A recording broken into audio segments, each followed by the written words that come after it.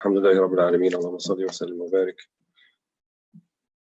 على سيدنا محمد وآله وصحبه أجمعين وبعد. So we are reading from Al-Fath al-Rabbani wal-Fayd al-Rahmani لسيدي محي الدين عبد القادر al-Jilani رضي الله عنه, and we are progressing steadily to the end of these discourses of 62 discourses. Today we'll be looking at the 57th discourse in this blessed month of Ramadan. شهر الله الكريم وشهر الله المبارك بإذنه تعالى. نسأل الله سبحانه وتعالى أن نفيض علينا من بركاته ورحماته وأن يلهمنا وأن يشحذ الهمم بكلمات هذا الشيخ سيد عبد القادر الجيلاني رضي الله عنه, ويجعل ما نقرأه وما نفهمه وما يعني نمارسه وتطبقه في حياتنا في ميزان حسنات إن شاء الله. So we ask Allah subhanahu wa ta'ala to make dua for the Shaykh, that Allah subhanahu wa ta'ala puts all of the things that we're benefiting from his words in the mizan of his hasanat, and his scale of good deeds. And that is kind of the beautiful thing about Islam, about our religion, that anyone who passes on something, who transmits something of beauty, something of good, and others take it to heart and practice it, then they too will have the benefit without detracting from the benefit of the person who is practicing it. And so ultimately this all goes back to our Prophet ﷺ. So our Prophet ﷺ is indeed the one that we owe the most to in terms of human beings. And of course we thank Allah subhanahu wa ta'ala nahmaduhu that hadana lihada wa ma kunna linahtadiya lawla an hadana Allah. So we're up to the 57th discourse, and we'll just read from the beginning and see where it takes us, and perhaps we might get into the next one. It's rather short, relatively short. Or I should say, I'm sorry, we're at the 56th discourse, and we might get to the 57th. So we'll just read from the beginning, where he says, رضي الله عنه: يا غلام إني أرى تصاريفك غير تصاريف المراقبين لله عز وجل الخائفين منه، تواصل أهل الشر والفساد وتفارق الأولياء والأصفياء، قد فرغت قلبك من الحق عز وجل ملأته من الفرح بالدنيا وأهلها وحطامها، أما علمت أن الخوف شحنة في القلب ومنور له مبين ومفسر، إن دمت على هذا فقد ودعت السلامة دنيا وآخرة، لو ذكرت الموت قل فرحك بالدنيا وكثر زهدك فيها، من آخره الموت كيف يفرح بشيء؟ قال النبي صلى الله عليه وسلم: لكل ساع غاية وغاية كل حي الموت، آخر الأحزان والأفراح والغنى والفقر والشدة والرخاء والأمراض والأوجاع الموت، من مات قامت قيامته وقرب البعيد في حقه، وجميع ما أنت فيه هوى، تفرج عما أنت فيه جميعه بقلبك وسرك وباطنك، الدنيا إلى مدى معلوم والآخرة إلى أبد غير معلوم، حياتك في الدنيا إلى أمد معلوم وحياتك في الآخرة إلى أبد غير معلوم، اجهد أن يكون كلك طاعة، فإذا فعلت ذلك صرت بجملتك لربك عز وجل، المعصية وجود النفس والطاعة فقدانها، تناول الشهوات وجود النفس والامتناع عنها فقدانها. So let's just take it from there and we'll read part after that. So he says, I see that your behavior is not the behavior characteristic of those who are vigilantly aware of Allah and fearful of Him. You maintain close relations with evil and corrupt people and avoid the company of the saints, al-awliya, and the pure, the asfiya. So I just want to say something about that particular comment, statement that he made. And we see this happen. He's made it throughout the discourses to a fairly consistent degree. And I think it's important for us to realize the importance of suhbah, of good companionship, but also to realize that some of the specific things of our age, in that we tend to spend a lot of time by ourselves in a type of sohbah, as it were, but we're not really by ourselves. We usually have things that are keeping us busy. The pre-modern people, they didn't have the access to technology, obviously, that we have, and they didn't have the access to just right on your fingertips, access to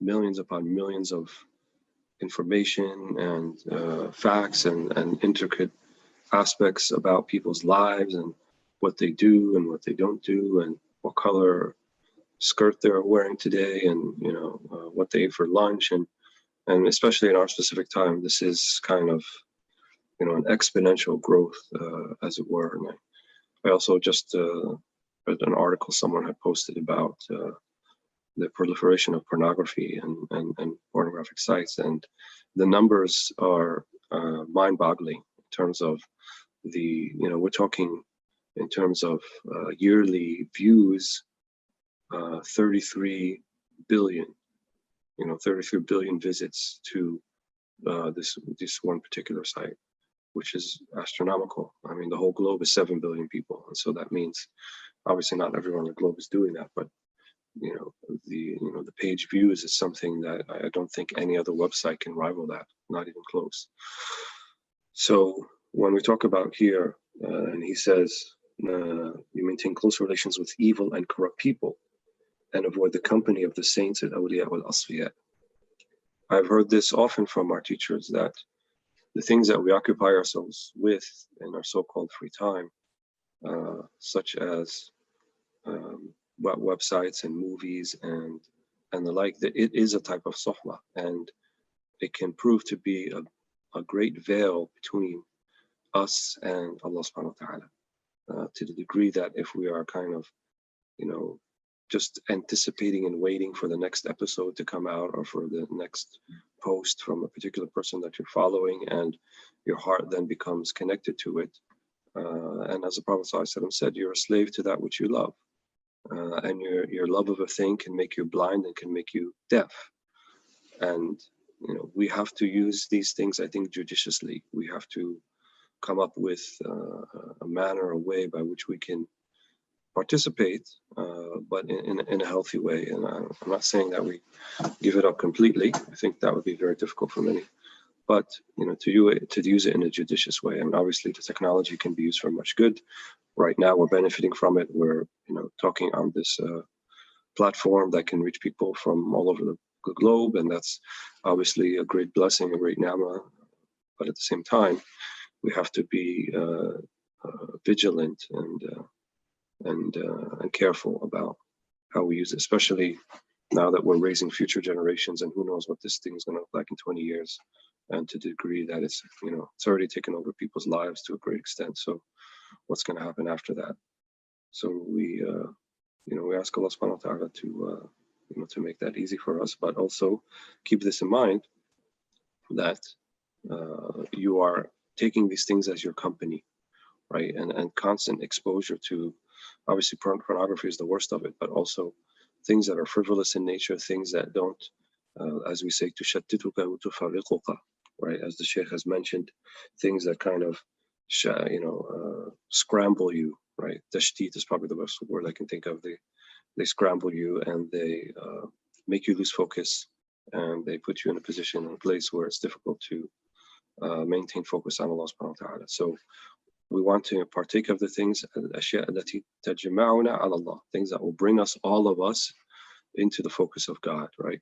All our faculties. So our limbs, our nufus, our egos, our sir, our innermost being, our ruh, our qalb, our hearts. Those are the things. And so we see that all of the ibadat in Islam, they involve physical things, because it's putting your limbs in line. As the Prophet said, if his heart had khushu'a, and it was in the presence of God, then the limbs also would follow.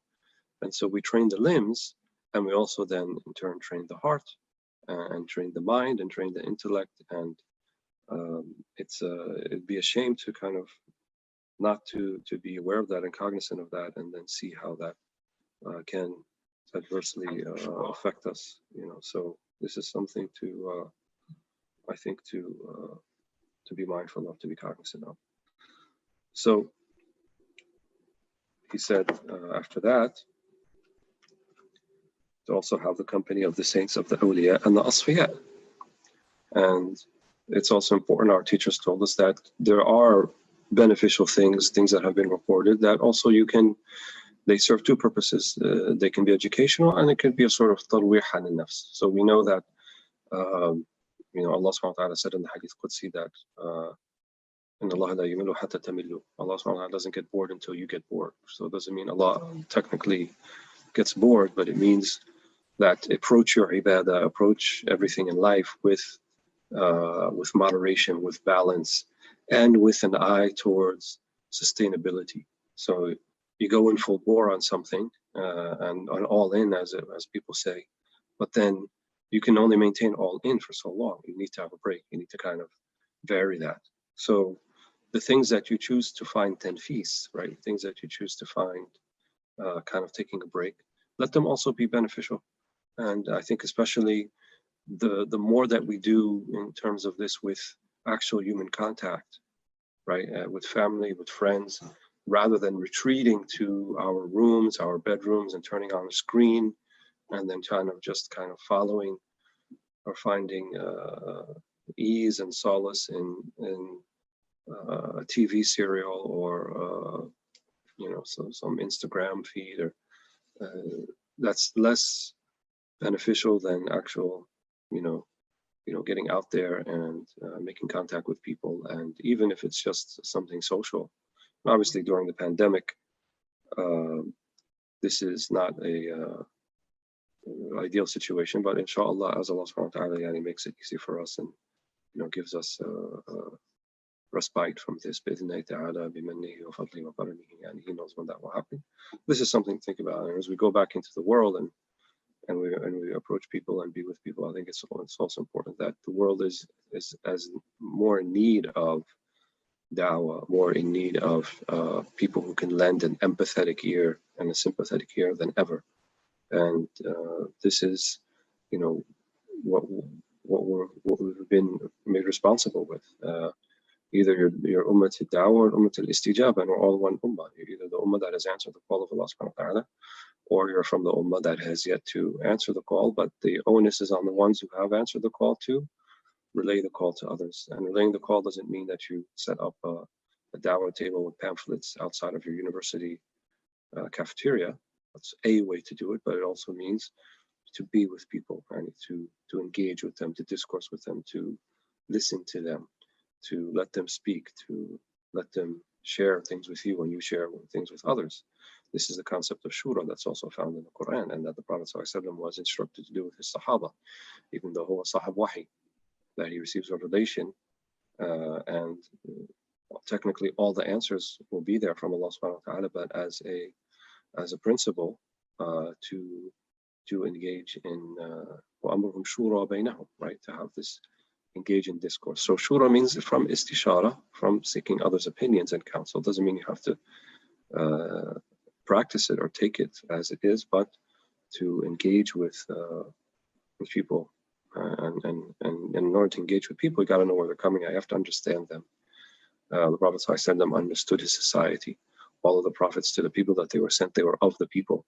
Right? We have not sent a prophet إِلَّا بِلِسَانِ قَوْمِهِ. Lisan al-qawm doesn't mean just the mother tongue, if it's Arabic or it's Hebrew or if it's Aramaic, but also, the cultural language, the cultural context of the people. And so when we come into da'wah situations and we appear exotic or foreign or alien in terms of our appearance or our dress or the way that we're speaking, and in the society that we're trying to make these strides, and it becomes an added obstacle that we could would behoove us to do better without. So these are all going to be matters of individual ijtihad. People are going to kind of trial and error with this, hit and miss sometimes, but I think I would think this is the way that we have to tend to begin to think about it.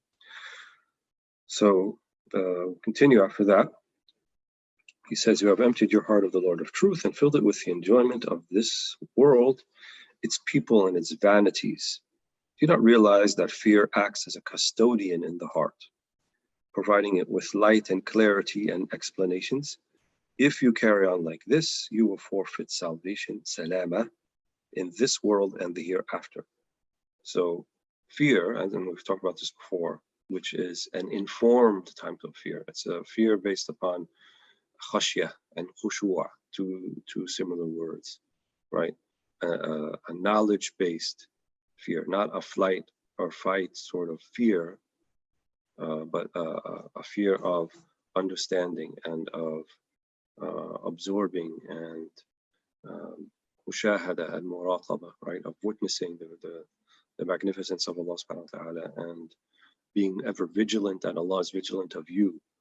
That type of khawf, that type of fear is very, very positive, right? And it's a spiritual type of fear. It's not a psychic or psychological type of fear, right? Because it's fear based upon yaqeen, based upon haqq. Any emotion that comes to you, that happens to you, that is elicited based upon your nafs, based upon things that are not really there, then we call that source of information waham. So waham means thinking things are there that are not really there. So an unfounded fear. So an unfounded fear, like, oh, you know, in books of fiqh, they'll say that, you know, in the chapter about tayammum, and either you don't have the ability, you don't have water to begin with, or for some reason don't have the ability to use it.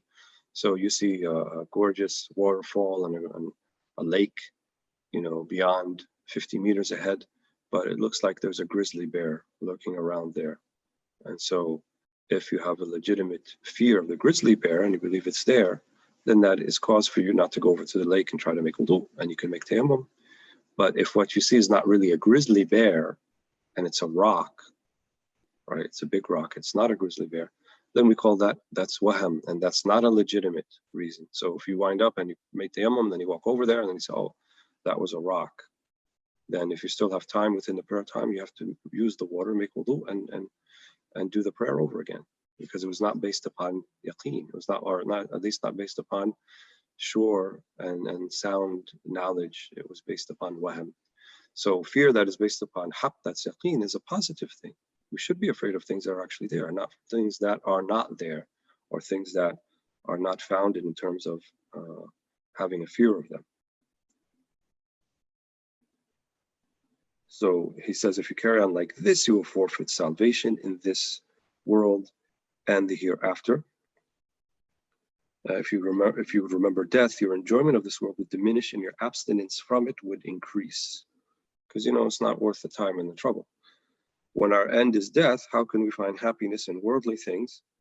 As the Prophet ﷺ has said, every runner has a goal, and the goal of every living being is death. In other words, he didn't say goal, but he said ghaya, right? And end point. So we all have expiry dates.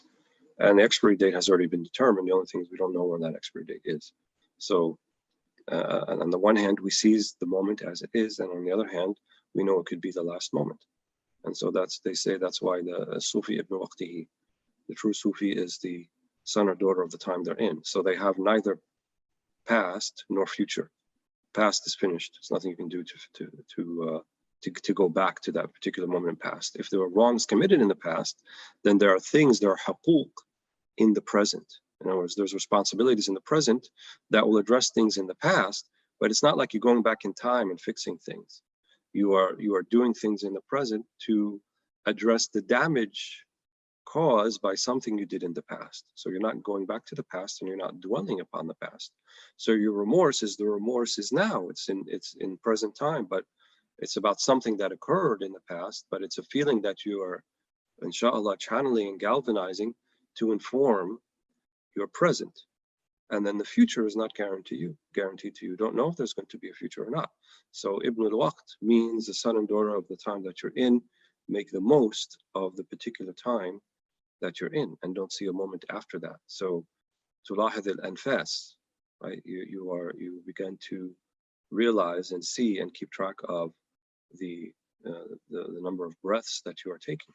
ملاحظة الأنفاس. And this was the way of the great awliya, and still remains a great way of the awliya and the asfiya. So every moment of their time, they seek to have a purpose behind it. They seek to have, they give it value by it being purposeful. Every moment in time that passes by that you don't have a purpose in it is valueless, right? Even though it's valuable in its own right, because Allah subhanahu wa ta'ala gave you those moments to do something with them. But if you let them go by, right, without utilizing them, without seeking out the benefit from them, without being in the service of either Allah subhanahu wa ta'ala or one of the creatures of Allah subhanahu wa ta'ala, then it's a time that you've really wasted, that's gone by. And sometimes being in this time that's in the service, as we mentioned earlier, it's tarwih an-nafs. Sometimes you're giving yourself a break, but then the intention also is so that I may be refreshed and ready to go for the next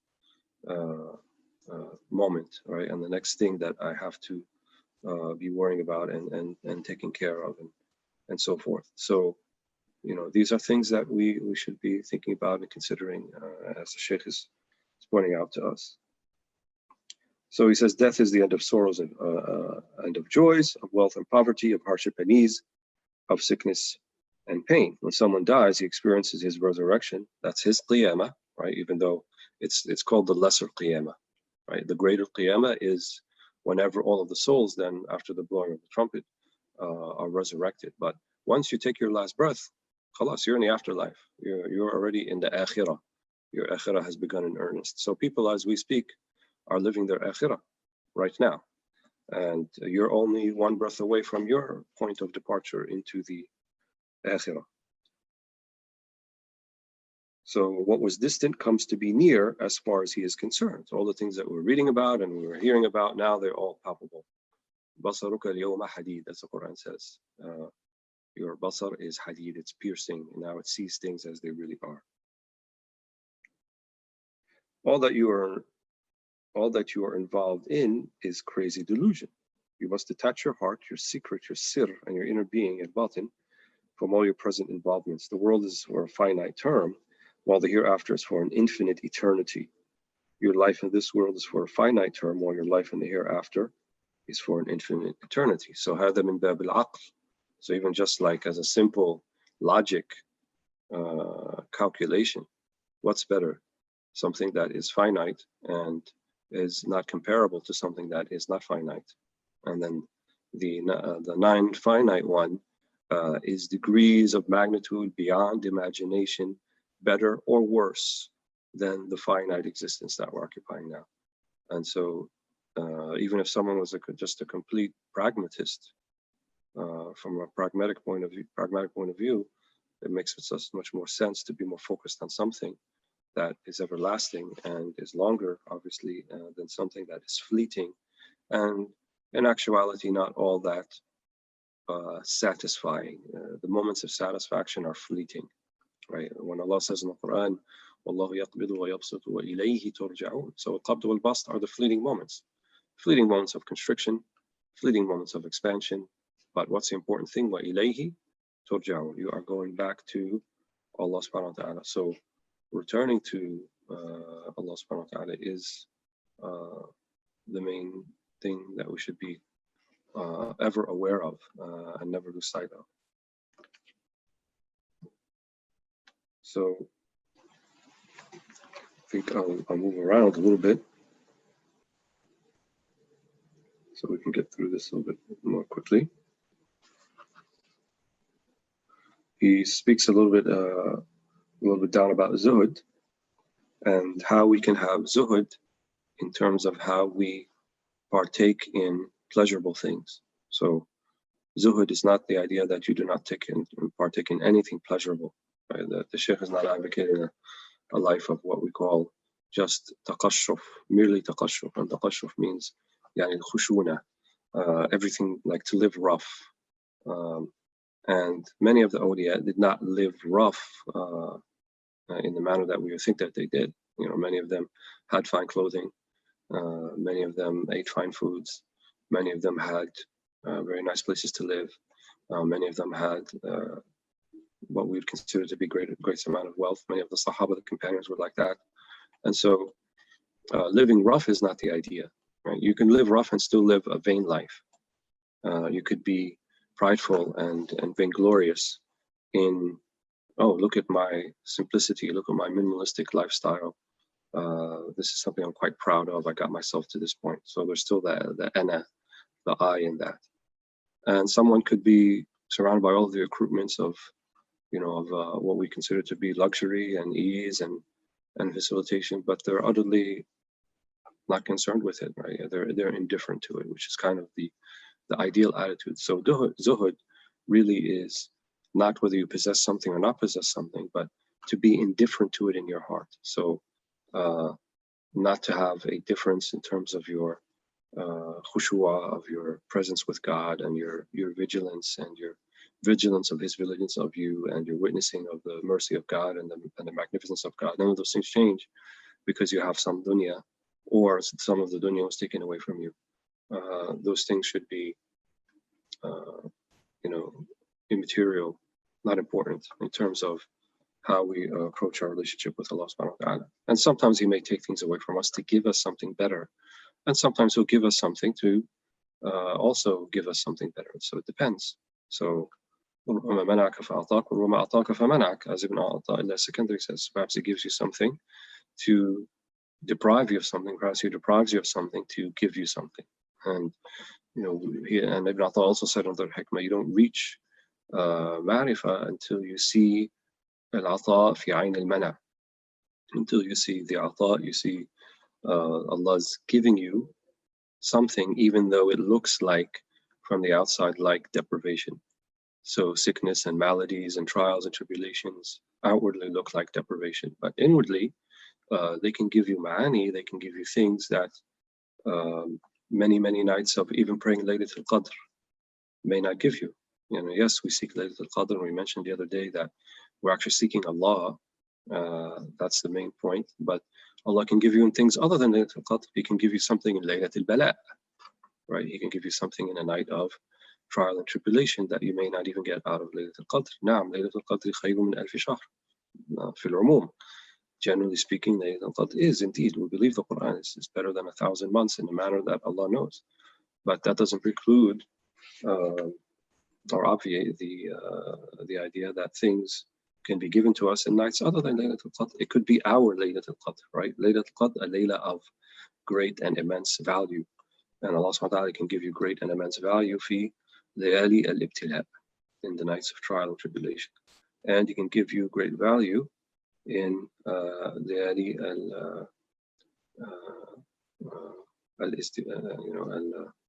al-intifa' wal-ata. So even when He's giving you things, if you have the maqam of shukr, if you are thankful for it, also Allah subhanahu wa ta'ala is also giving you great value as well.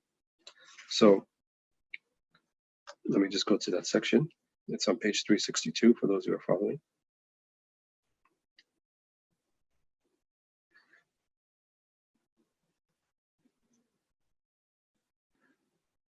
So,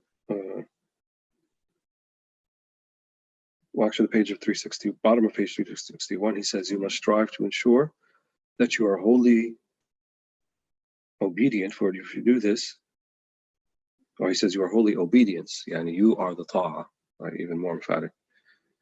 You will come to belong to your Lord Azza wa Jal in your entirety. This obedience is maintaining the existence, the wujud of the lower self, the nafs, while obedience is causing its non-existence, its fuqdan. Satisfying the desires of the flesh, the shahawat, is maintaining the existence of the lower self, right? So it's not about it-tanawul, right? It's not about taking something that is desirous of itself. It's how you take it, how you approach it. And so if you take it with your nafs, then it becomes a nafsani thing.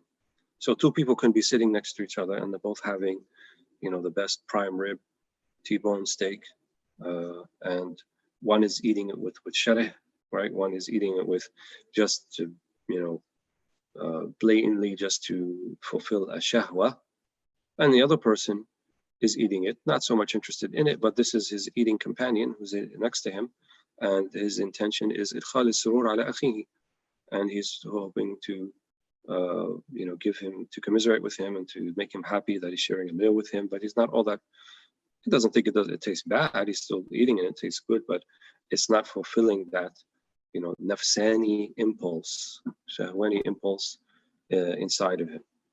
So he says here, satisfying the desires of the flesh, shahwat, is maintaining the existence of the lower self, while refraining from them is causing its non-existence. So it's not about tanawul, as I said, about having, it's about how are you having it.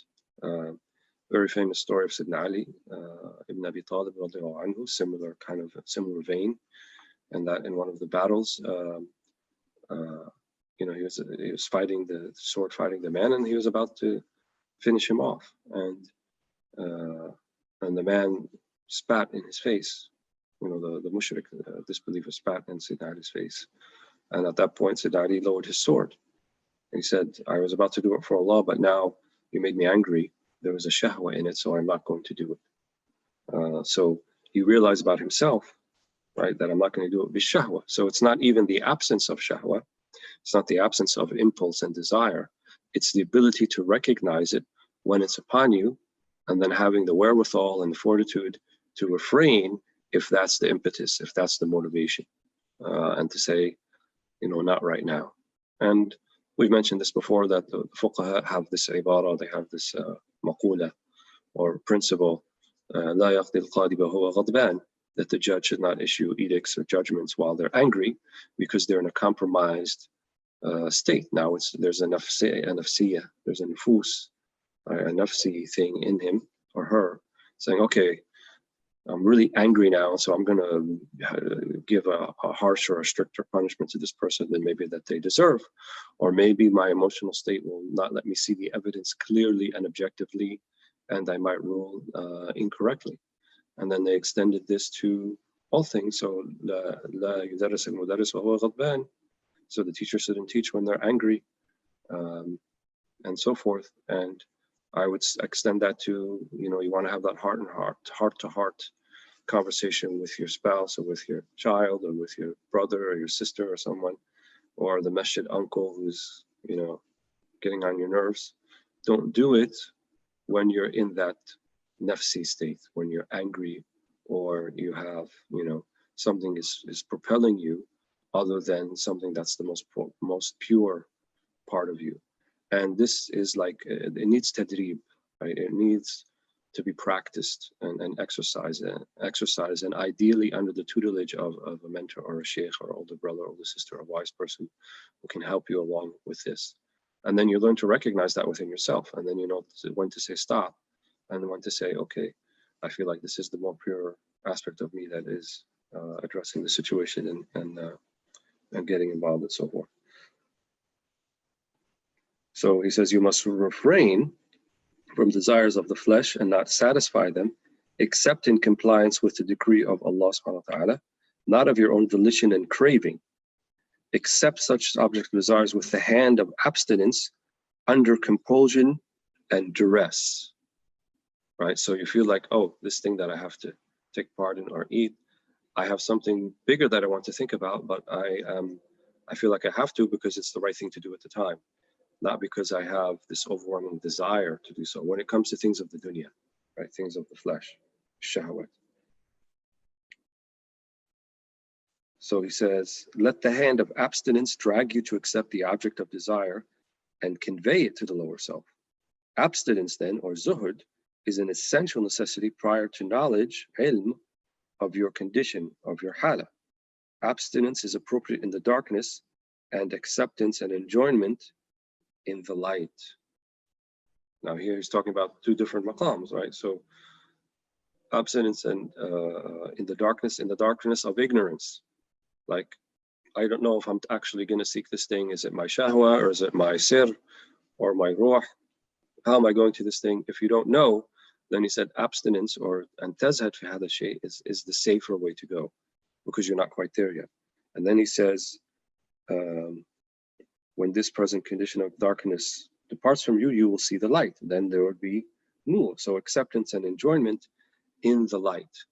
That's why they said al-mubtada wal-muntahi min haythu al-zahir sawa. They said the person who's just starting out on the path and the person who's on the end of the path, outwardly they look the same to everybody. So the person who's eating with shahwa and desire and taking mashed potatoes and chicken and gravy, and he looks like he's really into it, and you're a salik, you're in the middle of the path, and you're like, oh, look at that, he's eating like way too much, and what's he eating like that for? And then the person who's next to him could be wali min al-awliya Allah, and it appears that they're kind of eating the same thing, and he's not like eating any less perhaps, and you say, I don't get it, how is that person, they look the same? But because the muntahi, the one at the end, he's indifferent to it, or she's indifferent to it, so they're not even eating it with shahwa. They may be eating it too, as I said, to commiserate with the children of Allah subhanahu wa ta'ala, right, to be with them in their company, in their presence, and so they don't even really have a desire for it, and they may even feel that it's under duress and compulsion, right? They may enjoy it, as he said, but now it's in the light. Now it's because of tanweer. Now because their sir and their ruh and their qalb and their nafs and their aql and their jawarih, the limbs and the heart and the spirit and the soul, and everything is kind of on the same page, right? And that page is being informed by God. And so they're witnessing jariyan al-qadar fihim, as we said many times. They're witnessing the power of Allah subhanahu wa ta'ala and his destiny running through them. And so they're almost like an impartial third party as things are happening, things are taking shape. So that's why I said absence is essential, necessary prior to knowledge. Yani, here he doesn't mean knowledge of halal and haram just per se. He's saying knowledge of yourself, knowledge of your had. In other words, knowing when your nafs is talking to you, and knowing when your sir is talking to you, and knowing when your qalb is following the nafs, the shahwa, or it's following the qalb. When you begin to know those things, and then then this is the right thing to do here, and this is not the right thing to do here.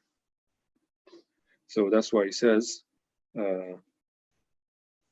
power, qudra, is a state of darkness, dhulma, while your dependence on the empowering one, al-Qadir, is a state of light. So if you're still witnessing your own power, your own volition, your own intention, all these things, there's still the ana. So this is dhulma.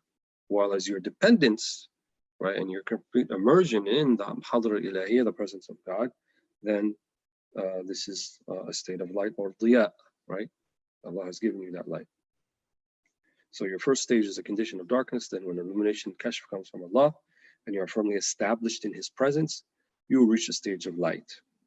When the radiance of the moon of knowledge, ma'rifah, comes, it will dispel the darkness of the night of destiny, right, of the qadar. With the rising of the sun of knowledge, the Lord of truth, the decrees of destiny, aqdar, and darkness will disappear altogether, right? So you don't have what he means here, you don't have an objection to the al-qadar, right? You don't say, oh, this is qadar, and why is it like this? Why can it be somewhere else? That you see exactly as things are developing and as revealing themselves is exactly the way that it should be. You will see clearly what is around you and what is distant from you. As he makes things plain to you, what was previously obscure to you will come to be obvious. It will enable you to distinguish between the bad and the good, between what belongs to others and what belongs to you. You will differentiate between the wish, the murad of creatures, and the wish of the Lord of truth, of Allah subhanahu wa ta'ala. You will see the door of creatures and the door of Allah, yani clearly. Then you will see that which no eye has ever seen, which no ear has ever heard of, and which has never occurred to any human heart. Your heart will eat the food of direct witnessing, of mushahada, drink the wine of intimate friendship, of uns, and be invested with the robes of acceptance. Then it will be sent back to the people for the sake of their welfare, and to lead them back from their wandering astray, their desertion of their Lord Azza wa Jal, and their disobedience to him. It will be sent back together with strong protection, permanent safekeeping, and permanent security. So this is the point that he's made quite often before, that all of these things at the beginning of the path will be confusing and distant and unsure and not knowing what to do. But it requires that not we be concerned with the end of the path, but it requires that we be concerned with being on it. So this is not a goal that he's describing here. No, the goal is to work hard, do your best, to try to avail yourselves of the objects and states of yaqeen, right?